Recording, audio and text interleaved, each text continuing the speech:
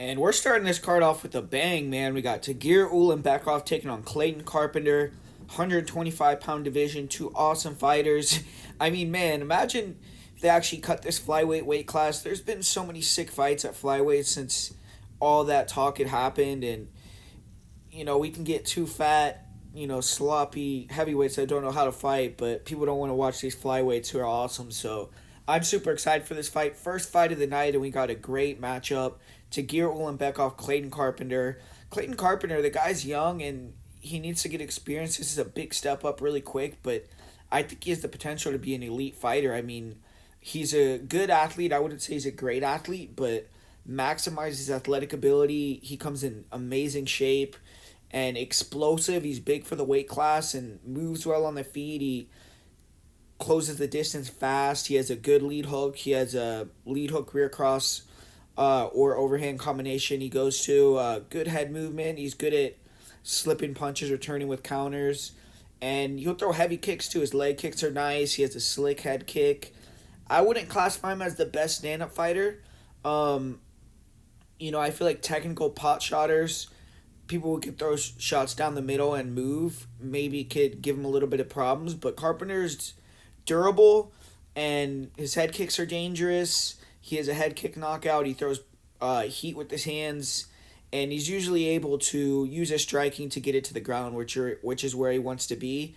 And he really shines on the ground. His double leg is really good. He's relentless, trying to get fights to the mat.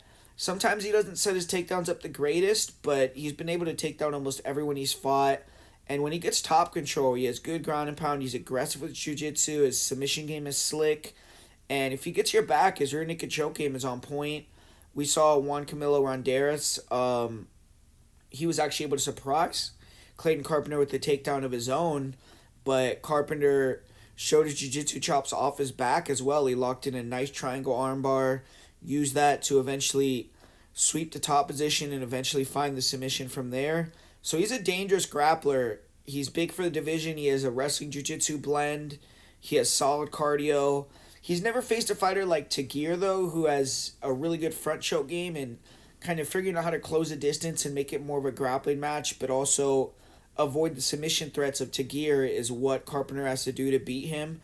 We have seen fighters like Tim Elliott beat Ulanbekov with that similar style before, so I think Carpenter is going to have a path to victory and be confident, but Tagir Ulanbekov is long, he's lanky, he's a southpaw, well-rounded skills, and on the feet he has really good distance control. His jab is nice, he has fast 1-2s, he's slick, accurate, technical, picks his shots while he fights smart.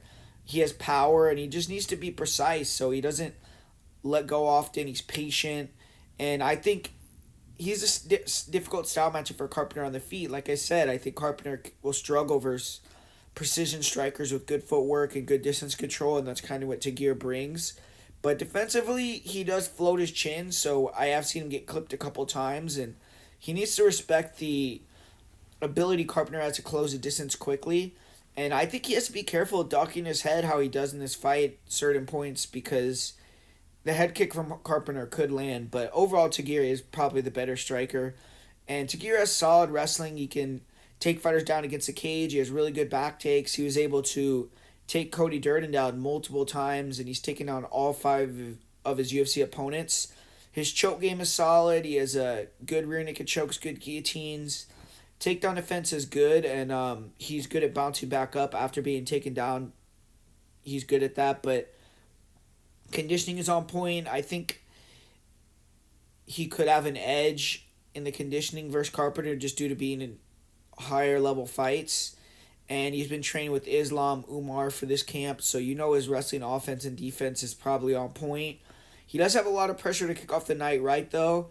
I have to roll with Ulanbekov here purely off being the more experienced fighter. I feel like he should be able to get the timing on his long-range attacks, kind of touch Carpenter up at range. And if he could do that, get Carpenter burn energy either through bad takedowns or through just losing the stand-up battle, I think he could find a choke or get the decision. I could also see Carpenter being confident he can find a submission or sweep off his back and getting taken down playing jiu-jitsu and losing that way as well by being controlled. And Carpenter just has never fought someone with Ulanbekov's pedigree. Even though I think he could be a high-level guy in the future, I think Ulanbekov is going to be the fighter that hands Clayton Carpenter's first career loss. So give me Tagir Ulanbekov in the first fight of the night to get that victory.